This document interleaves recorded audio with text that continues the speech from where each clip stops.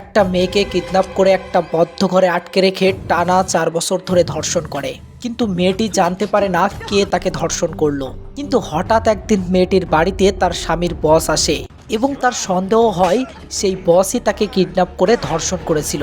মুভিটির শেষের টুইস্ট আপনার কল্পনার বাহিরে। তো আজ আমি যে সাসপেন্স থ্রিলার মুভিটি এক্সপ্লেইন করতে চলেছি, এটি একটি মাস্টারপিস মুভি, নাম আশমি।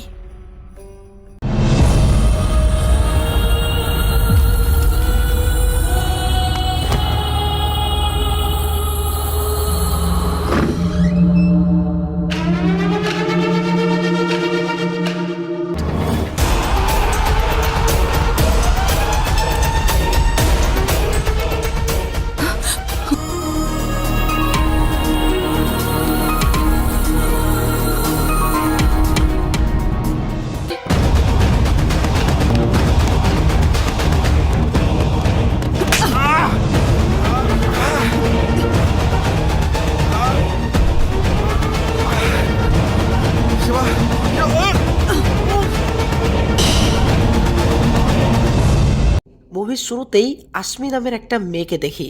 আশমির জ্ঞান ফিরলে সে দেখতে পায় তাকে কেউ কিডন্যাপ করে এমন একটা বদ্ধ ঘরে আটকে রেখেছে। সে আরো দেখতে পায় লোকটা তার পায়ে একটা ইলেকট্রিক ডিভাইস সেট করে দিয়েছে। আশমি রুমের দেওয়ালের দিকে তাকালে বুঝতে পারে প্রতিটা মুহূর্তে সিসি ক্যামেরার মাধ্যমে তার উপরে নজর রাখা হচ্ছে। এসব কিছু দেখে আশমি পুরোপুরি ঘাবড়ে যায়। সে বুঝতে পারে না এমনটা তার সাথে কে করছে এবং কেন করছে। আশমি তখন এই রুমের দরজার সামনে আসলে দেখে সেই জায়গাটা লাল দাগ দিয়ে মার্ক করা আছে।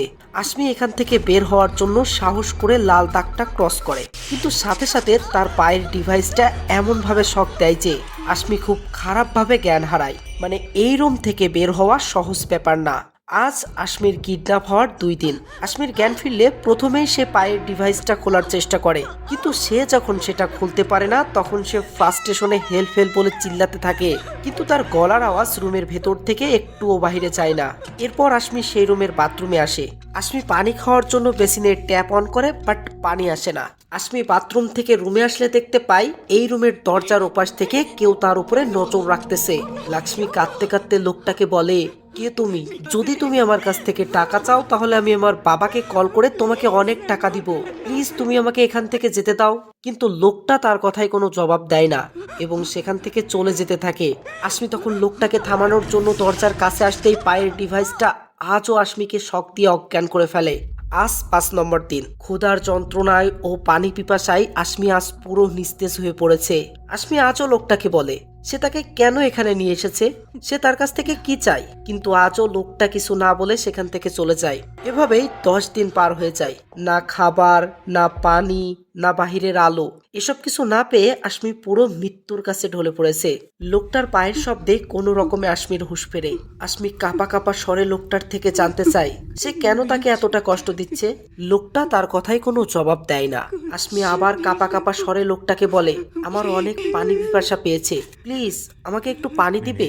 লোকটা এবার জবাব দেয়, সে বলে, তাহলে আমি যেটা বলবো তুমি কি সেটা করতে পারবে?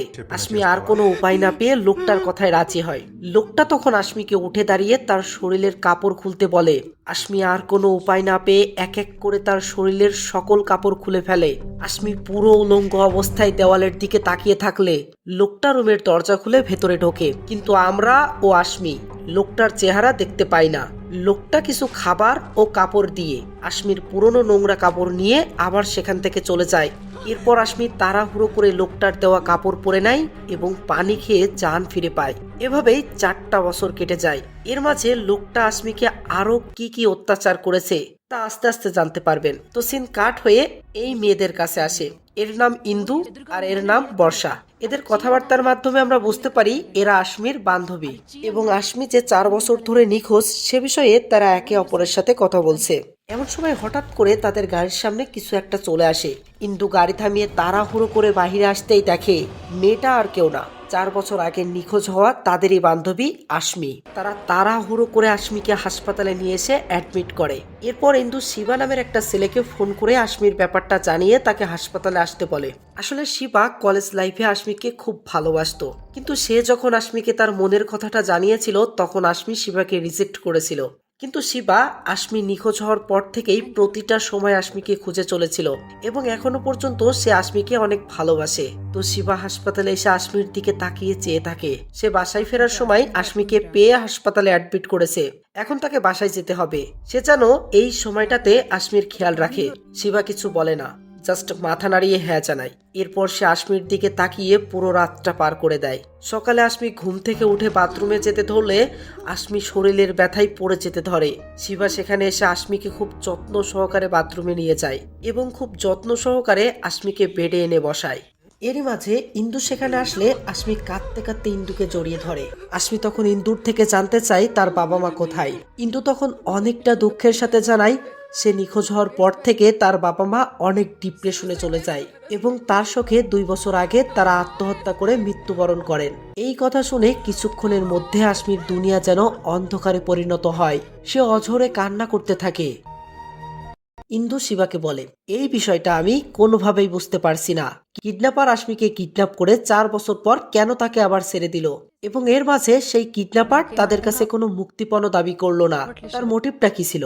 শিবা তখন বলে যে আমাদের বিষয়টা পুলিশকে জানানো উচিত, কারণ সেই কিডন্যাপারের কারণেই আশমি তার বাবা মাকে হারিয়েছে। তাই শিবা এই ব্যাপারটা পুলিশকে জানানোর সিদ্ধান্ত নেয়। কিন্তু ইন্দুর হাজবেন্ড অজয় শিবাকে থামিয়ে বলে, আশমির এমন অবস্থায় ব্যাপারটা পুলিশকে জানালে ভুল হবে, কারণ পুলিশ ইনকোয়ারি করতে শুরু করলে আশমিকে নানা রকমের প্রশ্ন করতে শুরু করবে, আর এতে আশমি মনের দিক থেকে আরো ভেঙে পড়বে এবং এই অবস্থায় আশমিকে হোস্টেলেও রাখা যাবে না। এবং আমি যে আশমিকে আমার বাড়িতে রাখবো সেই পরিস্থিতিটাও আমার কাছে নেই, কারণ আমার বাড়িতে বাবা মা এবং রিলেটিভসরা থাকে। শিবা তখন বলে, কিন্তু আশমি আমার একাকী বাড়িতে কোনোভাবেই থাকবে না, তাই এখন আমাদের উচিত আশমির কাছ থেকে জেনে তার রিলেটিভস বা আত্মীয় স্বজনের কাছে রেখে আসা। কিন্তু তখন শিবাকে বলে, কিন্তু আমার জানা মতে আশমির বাবা মা ছাড়া এই দুনিয়াতে কেউ ছিল না এবং তারাও 2 বছর আগে মৃত্যুবরণ করেছে। তাই আমি যদি আশমিকে বুঝিয়ে তোমার বাড়িতে পাঠাই, তোমার কি কোনো প্রবলেম হবে? শিবা তখন মাথা নাড়িয়ে জানায় আশমিকে তার কাছে রাখতে তার কোনো প্রবলেম নেই। এরপর ইন্দু আশমির কাছে এসে বলে, ডক্টর হাসপাতাল থেকে আজ তোমাকে রিলিজ দিয়ে দিবে, তাই তোমার যদি আত্মীয় স্বজন থেকে থাকে তাহলে আমরা তাদের কাছে তোমাকে রেখে আসবো। কিন্তু আশমির নীরবতা তাদেরকে বুঝিয়ে দেয় আপন বলতে তার এই দুনিয়াতে কেউ নেই। ইন্দু আশমিকে মন খারাপ করে জানায় সে তাকে তার বাড়িতে রাখতে পারবে না এবং তার যদি কোনো প্রবলেম না থাকে সে শিবার বাড়িতে থাকতে পারে। এবারও আশমির নীরবতায় সবাইকে বুঝিয়ে দেয় সে শিবার বাড়িতে থাকতে কমফোর্টেবল ফিল করবে না। কিন্তু আশমি অনেক ভেবে চিন্তে আর কোনো উপায় না পেয়ে ইন্দুর কথাই শেষমেশ রাজি হয়। এরপর আশমি শিবার বাড়িতে থাকার জন্য শিবার সাথে শিবার বাড়িতে আসে। কিছুটা সময় পর শিবা আশমির জন্য নাস্তা নিয়ে তার রুমে আসে। সে ভেতরে এসে দেখে আশমি ফ্লোরে এভাবে শুয়ে আছে এবং যে পায়ে কিডন্যাপারটা ইলেকট্রিক ডিভাইস লাগিয়েছিল সেই পায়ে মারাত্মকভাবে ক্ষত হয়ে আছে। শিবা সেই জায়গাটা হাত দিয়ে বোঝার চেষ্টা করে। তখনই আশমি অনেক ভয় পেয়ে যায় এবং শিবার থেকে দূরে থাকার চেষ্টা করে। আসলে আশমি 4টা বছর কিডন্যাপারের কাছ থেকে নির্যাতিত হয়ে সে পুরো এখন ডিপ্রেশনে চলে গেছে। শিবা তখন আশমির থেকে জানতে চায় সে এতদিন কোথায় ছিল, কিন্তু আশমি রেগে মেগে শিবাকে এখান থেকে চলে যেতে বলে। তখনই সিন ফ্ল্যাশব্যাকে গেলে আমরা দেখি কিডন্যাপারটি আশমিকে কতটা নির্যাতন করেছিল। এই সময়টা আশমির কিডন্যাপ হওয়ার 1 বছর পর। আশমি সেই কিডন্যাপারটিকে না দেখার পরও নিজের মনের আন্দাজ থেকে লোকটার ছবি আঁকার চেষ্টা করছে। এমন সময় আশমি লোকটার উপস্থিতি টের পেয়ে কালো কাপড় দিয়ে নিজের চোখটা বেঁধে ফেলে। আসলে আশমি বেঁচে থাকার জন্য লোকটার কথা মতোই এসব করতেছে। এরপর লোকটা রুমের ভেতরে এসে আশমির শরীরে নোংরাভাবে স্পর্শ করতে শুরু করে। এরপর লোকটা আশমিকে ধর্ষণ করে তাকে কিছু খাবার খেতে দেয় এবং শেষমেশ আশমিকে চোখ বাঁধা অবস্থায় রেখে গীতা পড়তে শুরু করে। এসব ছোট ছোট কথাগুলো আপনারা মনে রাখবেন, কারণ এসব কথা ঘিরে বড় ঝটকা আপনার জন্য অপেক্ষা করতেছে। তো যাই হোক, কিন্তু মাঝে মাঝে যখন আশমি লোকটার কথায় বিরোধিতা করত তখন লোকটা আশমিকে এইভাবে খাবার দিত, তাও আবার পানি ছাড়া। সিন বর্তমানে আসে। শিবা আশমিকে সুস্থ করার জন্য মেডিসিন খেতে দেয়, কিন্তু আশমি সেটা খায় না। শিবা তখন রেগে বলে, কি আশমি, হাসপাতাল থেকে আমার বাড়িতে আসা তোমার 6 মাস হয়ে গেল, কিন্তু তুমি এখনো সেই ট্রমা থেকে বের হতে পারলে না। আমি জানি ওই ট্রমা থেকে বের হওয়া অনেকটা কষ্ট, কিন্তু চেষ্টা তো করবে। কিন্তু আশমি শিবার কোনো কথার উত্তর দেয় না। শিবা তখন ইমোশনাল হয়ে বলে, তুমি আমাকে রিজেক্ট করার পরও আমি তোমাকে ভুলতে পারিনি এবং এখনো তোমাকে ভালোবাসি আশমি, তাই আমি চাই প্লিজ তুমি তোমার স্বাভাবিক জীবনে ফিরে আসো। আশমি তারপরও শিবার কোনো কথার উত্তর না দিলে শিবা কাঁদতে কাঁদতে অফিসে চলে যায়। এরপর ইন্দু আসে আশমির সাথে দেখা করতে। আশমি চুপচাপ থাকলে ইন্দু বলে, 4 বছর আগে তুই যখন মিসিং হয়ে গেলি তখন তোর বাবা মা থানায় তোর মিসিং কমপ্লেন লিখায়, আর তারপর থেকে শিবা তোর বাবা মায়ের সাথে প্রতিটা জায়গায় তোর খোঁজ করে বেরিয়েছে। কেউ যদি তোকে নিঃস্বার্থভাবে ভালোবেসে থাকে তাহলে ওই শিবাই। জীবন প্রতিটা মানুষকে সেকেন্ড চান্স দেয়। তাই আমার কথা শোন, তুই শিবাকে বিয়ে করে নে। জীবনের ভয়ঙ্কর অতীত ভুলে নিজের জীবনটাকে উপভোগ কর। তারপরও আশমি কোনো জবাব না দিলে ইন্দু সেখান থেকে চলে যেতে ধরে। আশমি তখন ইন্দুকে থামিয়ে বলে, আমি শিবাকে বিয়ে করে নতুন জীবন শুরু করতে চাই, কিন্তু এখন শিবাকে আমায় মেনে নিবে? ইন্দু হেসে বলে, পাগল নাকি তুই? শিবা তোর জন্য এত কিছু কেন করেছে? তোকে ভালোবেসেই তো ও তোর সাথে এখনো নতুন জীবন শুরু করতে রাজি আছে। তুই কোনো চিন্তা করিস না।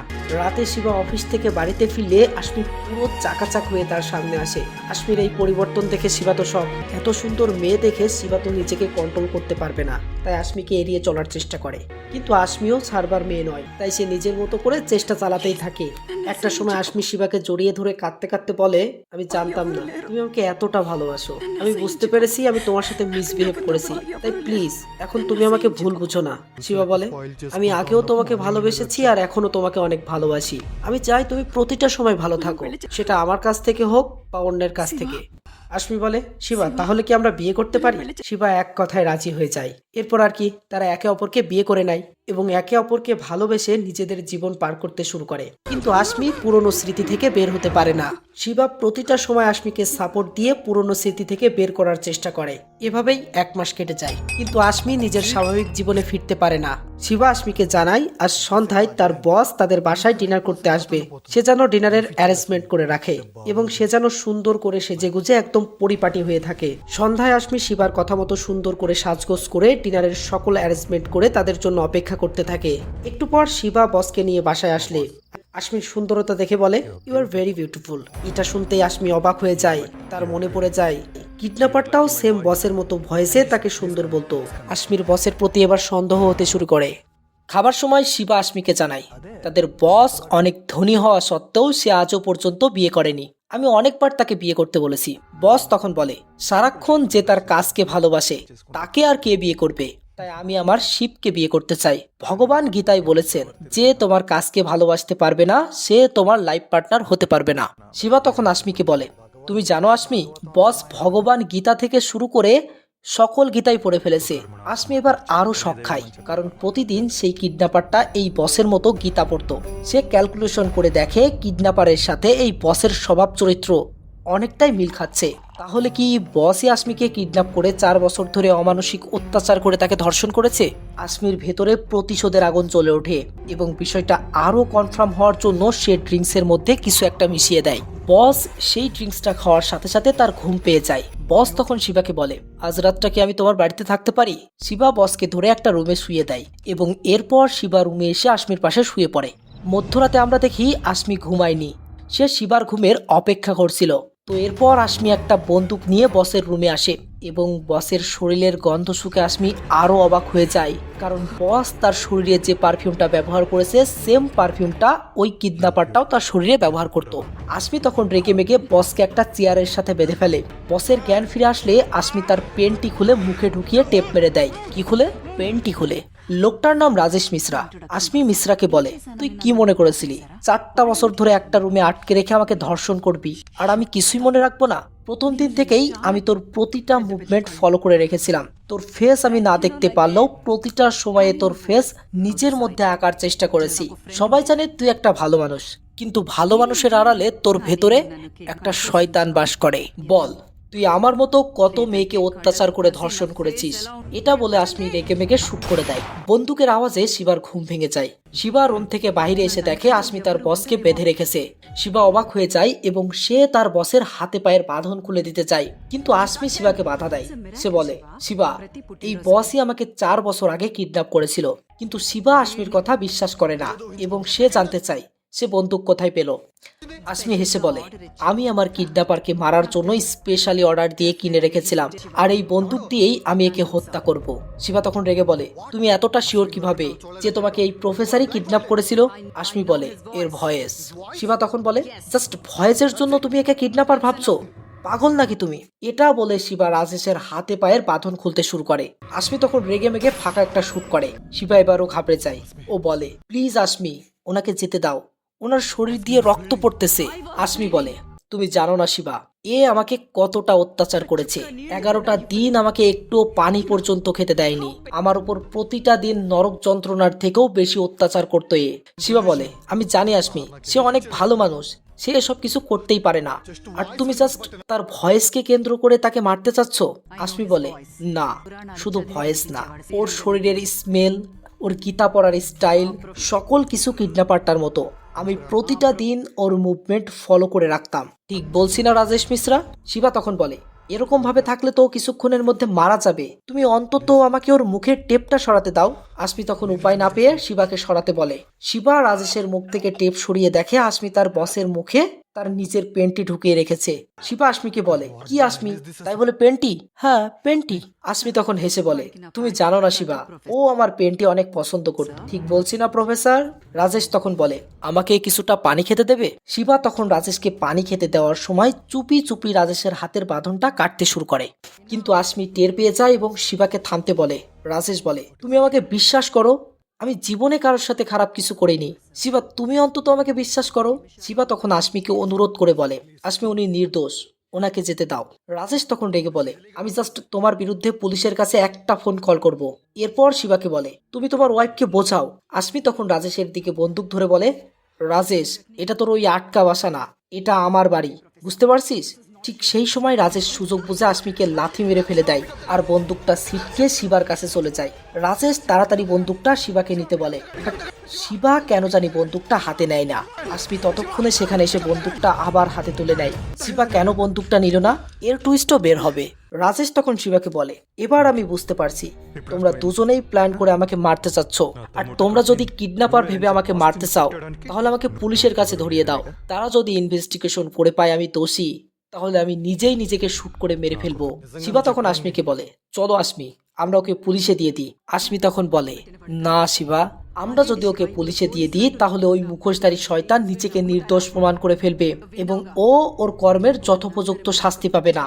আর ও কি বললো তুমি শুনলে না? পুলিশ কমিশনার ওর ক্লোজ ফ্রেন্ড। শিবা তখন বলে, এখন তো মনে হচ্ছে তুমি মেন্টালি ডিস্টার্ব, তুমি ওনাকে কিভাবে অত্যাচার করতেছো একটু ভেবে দেখো। আসমী বলে, শিবা, এটা আবার অত্যাচার হলো? ও আমার সাথে কি করেছিল জানো?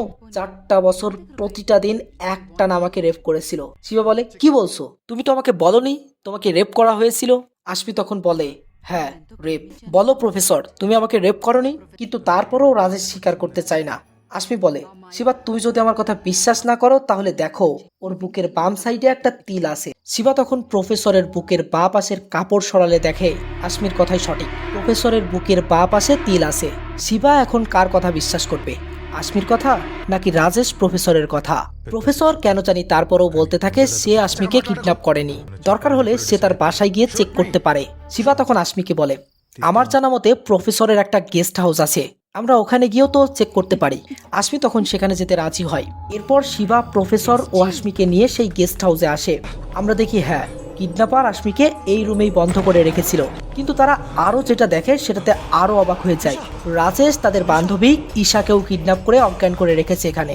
শিবা তখন সন্দেহর চোখে প্রফেসরের দিকে তাকালে প্রফেসর বলে, শিবা, তুমি বিশ্বাস করো, আমি এসব কিছু করিনি। আমার মনে হচ্ছে তোমার স্ত্রী একজন মেন্টালি পেশেন্ট, সে এসব প্ল্যান করে আমাকে ফাঁসানোর চেষ্টা করতেছে। আসমী তখন বলে, শিবা, তুমি আমার কথা বিশ্বাস করো, এই শয়তান আমাকে এই রুমে বন্ধ করে রেখে 4 বছর ধরে রেপ করেছে। শিবা তখন রেগে প্রফেসরের গলা টিপে হত্যা করতে থাকে। প্রফেসর মরন্ত অবস্থায় চলে গেলে শিবা তখন আসমীকে বলে, একে আমি না, আসমী তুমি হত্যা করবে, আর এটাই ওর যথোপযুক্ত শাস্তি হবে। আসমী তখন শুট করে প্রফেসরকে মেরে ফেলে। এরপর তারা ঈশাকে নিয়ে সেখান থেকে বাড়ি ফিরে আসে। কিন্তু আসমীর কেন জানি প্রফেসরকে মেরে নিজের ভেতরে অনুশোচনা হতে থাকে। সে শিবাকে বলে, আমি কি ওকে হত্যা করে ঠিক করেছি? শিবা বলে, অবশ্যই ঠিক করেছো।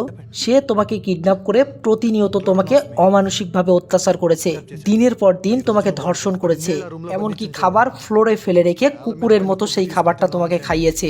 এটা শুনে আসমী অবাক হয়ে যায়, কারণ সে তো শিবাকে কখনোই বলেনি যে সেই কিডন্যাপারটা খাবার ফ্লোরে ফেলে রাখতো এবং সেই খাবারটা সে কুকুরের মতো করে খেত। শিবা বলে, আরে না, তুমি না, এই কথা প্রফেসরই বলেছিল। আসমী বলে, কিন্তু আমি তো প্রতিটা মুহূর্তেই ওর কাছে ছিলাম এবং ও তো এই কথাটা কখনোই বলেনি, এবং তুমি তো প্রতিটা সময় ওর সাপোর্টই নিয়ে এসেছিলে। আর এবার এই সিনেমায় আসল টুইস্ট বের হয় এবং শিবার ফেস দেখে আমরা বুঝতে পারি সর্ষের মধ্যেই ভূত আছে। শিবা তখন সাথে সাথে বন্দুক নেওয়ার চেষ্টা করলে আশমি গ্লাস দিয়ে শিবাকে মেরে দেয়। এরপর আশমি বন্দুকটা নিতে গেলে শিবা আশমিকে ধরে আশমির গলা টিপে ধরে। শিবা ক্ষিপ্ত হয়ে বলে, হ্যাঁ আমি এসব কিছু করেছি। আশমি তখন সুযোগ বুঝে ছুরি দিয়ে শিবাকে আঘাত করে, কিন্তু শিবা পেট থেকে ছুরিটা বের করে লাগাতার আশমিকে মেরে অজ্ঞান করে ফেলে। কিছুটা সময় পর দেখা যায় শিবা আশমিকে চেয়ারের সাথে বেঁধে রেখেছে। আশমির জ্ঞান ফিরলে শিবা তার আসল রূপে ফিরে আসে। সে কিডন্যাপারটার স্টাইলে বলে, আমি একদম পারফেক্ট প্ল্যান করেছিলাম, কিন্তু শেষে এসে ছোট্ট একটা ভুলের কারণে তুমি সবকিছু জানতে পারলে। আমি কলেজ লাইফে ভালোবেসে তোমাকে প্রপোজ করেছিলাম, কিন্তু আমার কাছে টাকা ছিল না বলে সেই সময় তুমি আমাকে রিজেক্ট করেছিলে। আর তখন থেকেই তোমার প্রতি প্রতিশোধের আগুন জ্বলে উঠতো আমার ভেতরে। আর তাই আমি প্রফেসরের ক্যারেক্টার ফলো করে প্রতিদিন তোমার সাথে প্রফেসরের ভয়েসে কথা বলতাম, প্রফেসরের স্টাইলে গীতা পড়তাম, এমনকি প্রফেসরের পারফিউমটাও আমার শরীরে ব্যবহার করতাম, যাতে তুমি কখনোই আমাকে সন্দেহ না করতে পারো। আর হ্যাঁ, 4 বছর ধরে আমি টানা প্রতিদিন তোমাকে রেপ করেছি, কিন্তু প্রতিদিন এসব করতে করতে আমার আর ভালো লাগছিল না। তাই তারপর প্ল্যান করে তোকে আমি ইন্দুর গাড়ির সামনে ফেলে দিই। শিবা আরো বলে, তোর বাবা মা আত্মহত্যা করেনি, আমি নিজে তাদেরকে হত্যা করেছি, যাতে তুই একদম অসহায় হয়ে পড়িস এবং আমাকে বিয়ে করতে বাধ্য হোস। আর এসব কিছু আমার প্ল্যানের অন্তর্ভুক্ত ছিল, কিন্তু সবকিছু হবার পরও তুই তোর নর্মাল লাইফে ফিরে আসতে পারলি না। আর তাই আমি আমার শেষ প্ল্যানটা অ্যাপ্লাই করলাম। আমি জানতাম যদি তুই তোর ধর্ষণকারীকে যথোপযুক্ত শাস্তি দিতে পারিস, তাহলেই তুই তোর নর্মাল লাইফে ফিরে আসবি। আর তাই আমি ডিনারের নামে প্রফেসরকে বাড়িতে নিয়ে আসলাম, এবং আমার প্ল্যান মতো তুই প্রফেসরকে সন্দেহ করে বসলি, এবং আমি নিজেই ঈশাকে কিডন্যাপ করে ওই রুমে রেখে আসি, যাতে তুই প্রফেসরকে 100-র মধ্যে 100ই কিডন্যাপার ভাবিস এবং প্রফেসরকে হত্যা করিস। কিন্তু শেষে এসে আমার সব প্ল্যান ভেস্তে গেল। এত কিছু শোনার পরও আশমি কিছু একটা দেখে কেন জানি হাসে।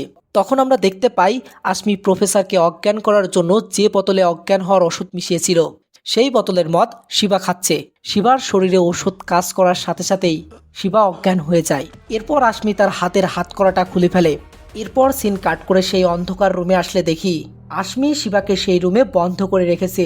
শিবার জ্ঞান ফিরলে দেখতে পাই তার মতো আশমিও ইলেকট্রিক ডিভাইস তার পায়ে লাগিয়ে দিয়েছে। তার মানে শিবা যেমনভাবে আশমিকে 4 বছর এই রুমে আটকে রেখে নির্যাতন করেছিল, ঠিক তেমনভাবেই আশমিও সারাটা জীবন তার মতো করে শিবাকে অত্যাচার করবে।